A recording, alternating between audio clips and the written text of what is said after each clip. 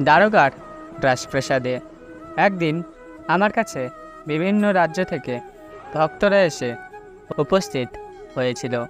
তারা সবাই আমার কাছে তাদের জীবনের সমস্যার সমাধান চাইছিলেন। সে সময়ে এক রাজা আমার কাছে এসে বললেন, প্রভু, আমি সব কিছুতেই সফল, কিন্তু আমার মনে শান্তি নেই। আপনি আমাকে শান্তি পাওয়ার পথ দেখান।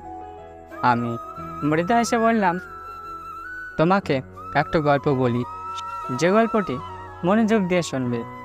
একবার এক গ্রামে কৃষক বাস করতেন। তিনি খুবই পরিশ্রমী ছিলেন এবং সবসময় তার ক্ষেতের কাজ নিয়ে ব্যস্ত থাকতেন। তিনি তার ক্ষেতের জন্য ভগবানের কাছে প্রার্থনা করতেন যাতে তার ফসল ভালো হয়।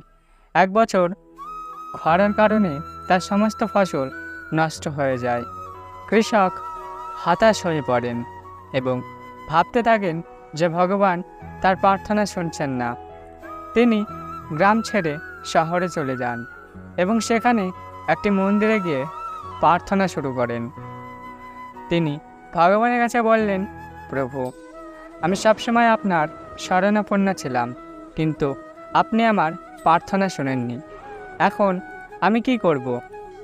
মন্দিরের পুরোহিত তাকে বললেন, ভগবান সবসময় আমাদের প্রার্থনা শোনেন, কিন্তু তিনি যা করেন তা আমাদের মঙ্গলের জন্য। তুমি তার প্রতি সম্পূর্ণ বিশ্বাস রেখে তোমার কাজ করে যাও। কৃষক পুনরায় গ্রামে ফিরে এলেন এবং আবার তার ক্ষেতের কাজে লেগে গেলেন। পরের বছর প্রচুর বৃষ্টি হলো এবং তার ফসল খুব ভালো হলো। কৃষক বুঝলেন যে ভগবান তার প্রতি সবসময় সদয় ছিলেন এবং তিনি ভগবানের প্রতি সম্পূর্ণ আত্মসমর্পণ করলেন। আমি বললাম, তুমি যদি সত্য করে শান্তি পেতে চাও তবে ভগবানের প্রতি বিশ্বাস ও আত্মসমর্পণ করতে হবে। ভক্তি ও বিশ্বাসের মাধ্যমে তুমি সবসময় সমাধান পাবে এবং জীবনে সত্যকারের শান্তি ও সুখ অর্জন করতে পারবে।